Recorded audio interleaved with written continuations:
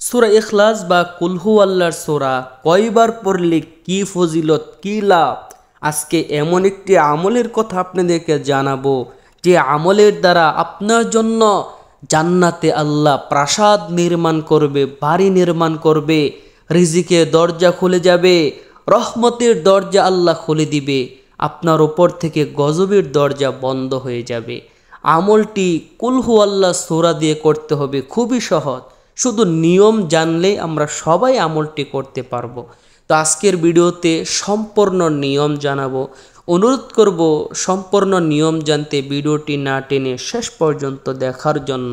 তো চলুন দেরি না করে আপনাদেরকে জানিয়ে দেই কিভাবে এই সূরার আমলটা করবেন।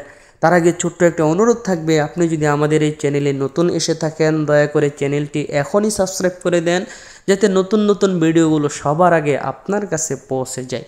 প্রিয় ভাই বোন, কুল হু আল্লাহ সূরা কিন্তু ছোট্ট এবং সহজ, আমরা সবাই পড়তে পারি। কিন্তু এই সূরার ভিতরে আল্লাহ কি রেখেছে, এই সূরার ফজিলত বরকত কত বিশাল আমরা অনেকেই জানি না।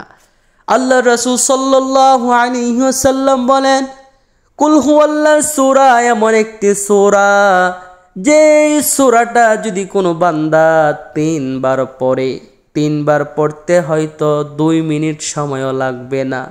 আল্লাহ রাসূল বলেন 3 বার পড়ার সাথে সাথে ওই বান্দার আমল নামায় 1 খতম কোরআনের সওয়াব আল্লাহ জমা করে দেন।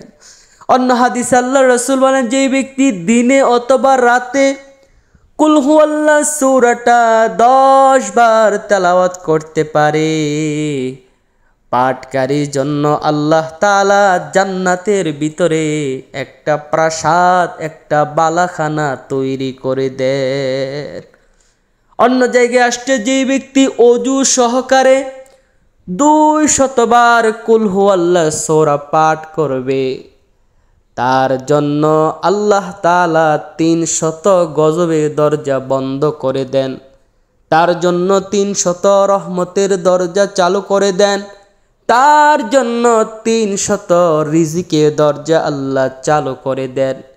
200 বার অজু সহকারে যে ব্যক্তি কুল হু আল্লাহ সূরা পড়বে, মৃত্যুর সময় তার জানাজায় আল্লাহ তাআলা 1 লক্ষ ফেরেশতা পাঠায়া দেন। সুবহানাল্লাহ।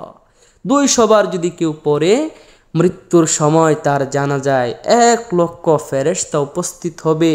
শুধু এটাই না, 200 বার পড়ার কারণে আপনার আমল নামা থেকে আল্লাহ তাআলা 50 বছরের গুনাহ মাফ করে দিবে, 50 বছরের নেক আমলের সওয়াব জমা করে দিবে, এবং আপনার আমল নামায় 66টা কোরআন খতমের সওয়াব জমা হয়ে যাবে। সুবহানাল্লাহ।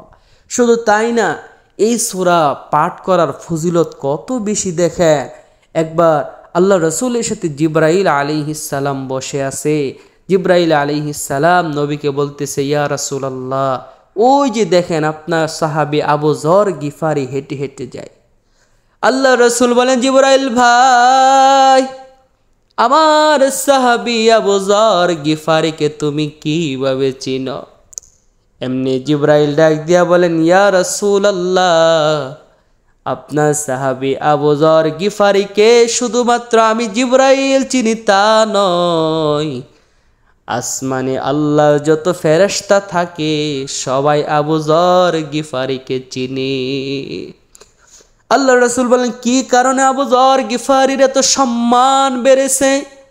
এমনি জিবরাইল বলেন, ইয়া রাসূলুল্লাহ, কোরআনে সূরাতুল ইখলাস কুল হু আল্লাহর একটা সূরা আছে, যে সূরাটা 3 বার পড়লে 1 খতম কোরআনের সওয়াব পাওয়া যায়।